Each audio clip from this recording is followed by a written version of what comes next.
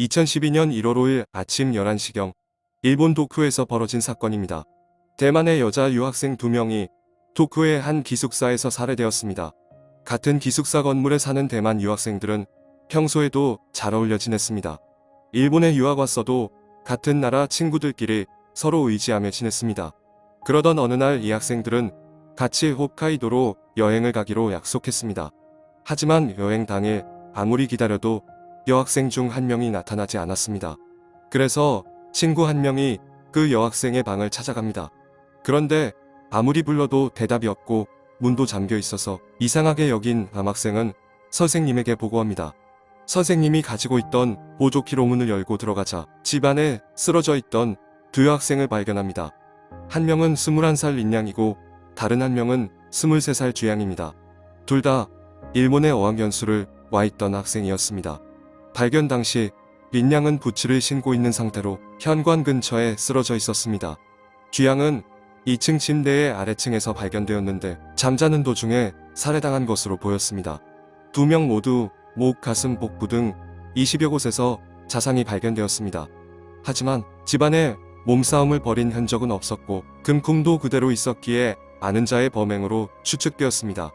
이 기숙사 건물은 총 10층짜리이고 보안도 철저한 편이었습니다. 이 두 여학생은 2인실에 같이 살던 룸메이트였습니다.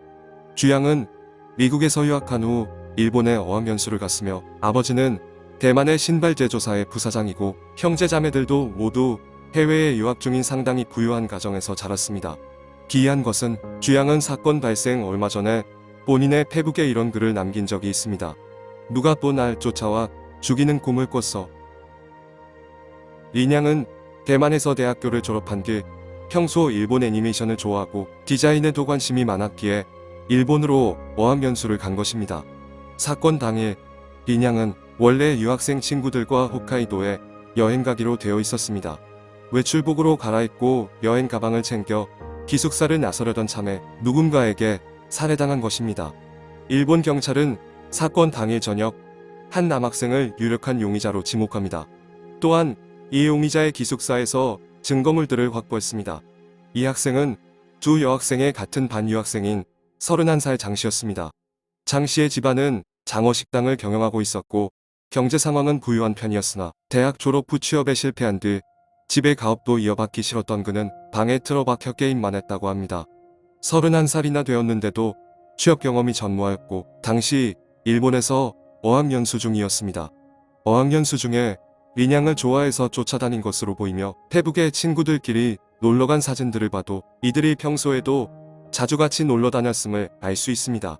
하지만 장 씨는 사건 발생 5일 전 린양에게 간 사이에 같이 놀러가자고 하였다가 거절당합니다. 린양은 오히려 다른 학생들과 홋카이도에 놀러가기로 약속합니다. 홋카이도에 여행 가기로 한 1월 5일 아침 9시쯤 그 친구 중 한 명과 린양은 통화를 한 적이 있는데 10시 20분경에는 전화 연결이 되지 않았다고 합니다. 이 시각에 사건이 발생한 것으로 추정됩니다. 현장의 DNA 분석과 CCTV에 잡힌 장 씨의 모습 등이 발견되면서 1월 8일 일본은 장 씨에 대해 지명수배를 내립니다. 일본 경찰은 또 다른 주요 인물인 장 씨의 룸메이트를 불러 조사하였습니다. 그는 장 씨가 다니던 어학연수학교의 선생님이었지만 나이가 많던 장 씨와 친구처럼 가까이 지냈다고 합니다. 룸메이트는 장 씨가 린양에게 고백했지만 거절당했다고 진술합니다. 그리고 사건 당일 오사카에 간다고 한 뒤 연락이 두절되었다고 말했습니다. 경찰 가족 등 모두 장 씨를 찾고 있던 와중에 장 씨의 페이스북이 갑자기 닫힙니다. 경찰은 장 씨의 핸드폰 위치 추적을 통해 유력한 지역을 찾아냅니다. 장 씨의 부모도 공개적으로 아들에게 자수할 것을 호소하였습니다.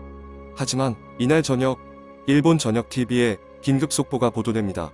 즉 일본 경찰이 장 씨를 체포하였으나 현장에서 장 씨가 목을 그어 자살했다는 소식이었습니다. 장 씨가 체포된 곳은 다름 아닌 일본의 여자 아이돌 그룹 SKE48의 공연장이었습니다. 경찰은 장 씨를 체포한 뒤 경찰차에 태웠으나 이상하게 수갑은 채우지 않았다고 합니다.